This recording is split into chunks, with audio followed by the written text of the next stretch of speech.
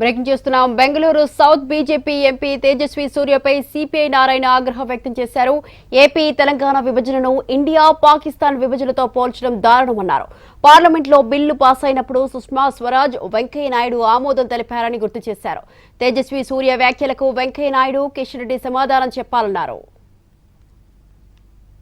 తెలంగాణ విభజన అనేది భారతదేశం పాకిస్తాన్ విభజనగా పోలుస్తా ఉన్నాడు.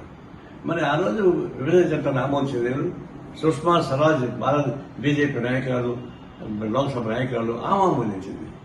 రాజ్యసభలో వెంకయ్య నాయుడు గారు, ఆయన అపోజిషన్ లీడర్గా ఉన్నాడు, ఆయన ఆమోదించాడు. అంటే బీజేపీ వెంకయ్య నాయుడు, సుష్మా స్వరాజ్ వాళ్ళు తప్పు చేస్తే తప్పని చెప్పండి. సమాధానం చెప్పాల్సిన వెంకయ్య సమాధానం చెప్పాలా, వెళ్తున్నాడు కాబట్టి ఆయన సమాధానం. అంటే కిషన్ రెడ్డి సమాధానం చెప్పాలా. అలాంటి అవార్తలు పెళ్ళింటే నీటిగా సస్పెండ్ పెట్టుకుంటాం. తెలంగాణ విభజన అనేది భారతదేశం పాకిస్తాన్. బ్రేకింగ్ చేస్తున్న ప్రధాని మోదీ నీతి లేని రాజకీయాలు చేస్తున్నారని సిపిఐ నారాయణ కీలక వ్యాఖ్యలు చేశారు. మహిళా రిజర్వేషన్ బిల్లుకు, డీలిమిటేషన్ బిల్లుకు లింక్ ఎందుకు పెడుతున్నారని ఆగ్రహం వ్యక్తం చేశారు. మహిళా రిజర్వేషన్ బిల్లు న్యాయమైనదని పేర్కొన్నారు. యుద్ధ నీతిలో కూడా ఒక నీతి ఉంటుంది. అలాంటి నీతి నియమం ఏమీ లేకుండా పోయింది మోడీ గవర్నమెంట్కి. మహిళా రిజర్వేషన్ బిల్ అనేది న్యాయబద్దమైంది, ఎప్పటిలో ఉంది.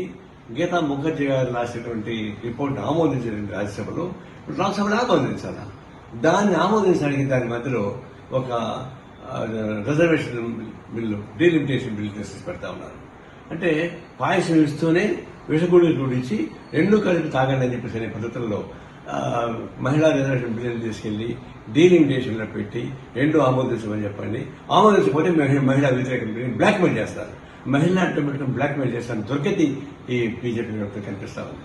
ఈ డీలిమిటేషన్ అయితే ఫెడరల్ సిస్టమ్. అది భారతదేశం మొత్తం సమైక్యంగా ఉండాలన్నా లేదా భవిష్యత్తులో ఉత్తర దేశం దక్షిణ దేశం మారిపోవాలన్నా అది వేరు.